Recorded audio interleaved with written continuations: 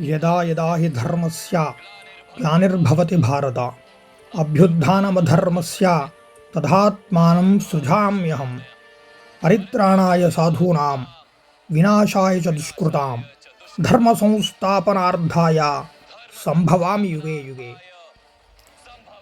ధర్మమునకు హాని కలిగినప్పుడు, అధర్మము పెరిగినప్పుడు జన్మకర్మ రహితుడనైన నన్ను నేను సృజించుకుందును. సత్పురుషులను పరిరక్షించుటకు, దుష్టులను రూపుమాపుటకు, ధర్మమును సుస్థిరమునర్చుటకు నేను ప్రతియుగమున అవతరించునని శ్రీకృష్ణ పరమాత్మ భగవద్గీతలో అర్జునికి చెప్పి ఉన్నాడు. దశావతారాలైన మత్స్యము, కూర్మము, వరాహము, నారసింహ అవతారాలు సత్యయుగంలో, వామన, పరశురామ, శ్రీరామ అవతారాలు త్రేతాయుగంలో, బలరామ, శ్రీకృష్ణ అవతారాలు ద్వాపరయుగంలో ఆవిర్భవించాయని, అదేవిధంగా కల్కి అవతారము కలియుగాంతం ఆవిర్భవిస్తుందని పురాణవచనం. దశావతారాల్లో మొట్టమొదటిదైన మత్స్యము మహామీనంగా ప్రభవించి చాక్షుష మన్వంతరం అంత్యకాలంలో వేదాల్ని దొంగిలించిన సోమకుణ్ణి వధించి సకల బీజాల్ని, సకల వేదాలను తన మూపు ధరించి రక్షించింది.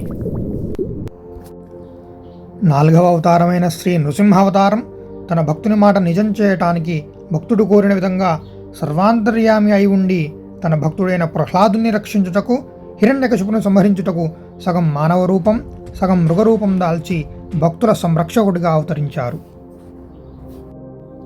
ఈ రెండు అవతారాలు కలిసి స్వయం వ్యక్తమైన క్షేత్రమే శ్రీ మత్స్యగిరి లక్ష్మీనరసింహస్వామి వారి క్షేత్రము.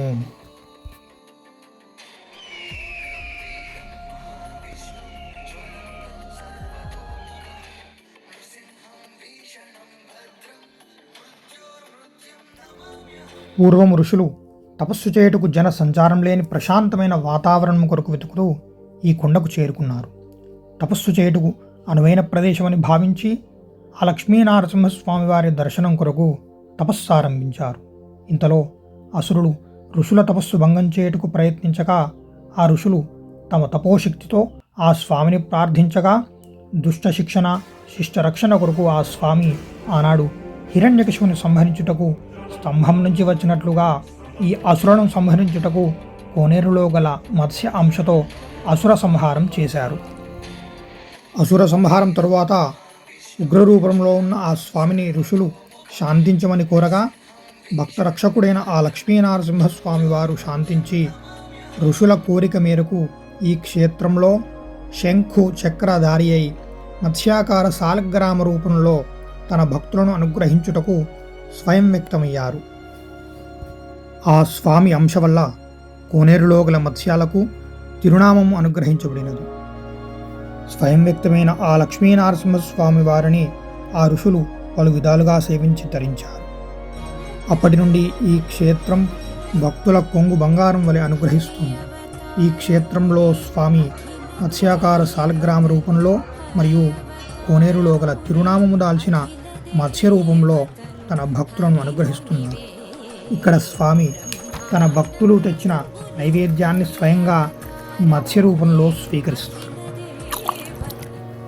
కార్తీక పౌర్ణమి రోజున స్వామి స్వయం వ్యక్తమైనందున ఈ క్షేత్రంలో ప్రతి సంవత్సరం కార్తీక పౌర్ణమి రోజున బ్రహ్మోత్సవం నిర్వహిస్తారు. స్వామి స్వయం వ్యక్తమైన పౌర్ణమి రోజున ఈ స్వామిని సేవించి గిరి ప్రదక్షిణ చేసిన ఎడల స్వామి అనుగ్రహం పొంది ఆయురారోగ్య అష్టైశ్వర్యాలు కలుగుతాయని భక్తుల ప్రగాఢ విశ్వాసం. ఉగ్రం వీరం మహావిష్ణుం జ్వలంతం సర్వతోముఖం నృసింహం భీషణం భద్రం మృత్యుం నమామ్యహం. దర్శించండి, తరించండి.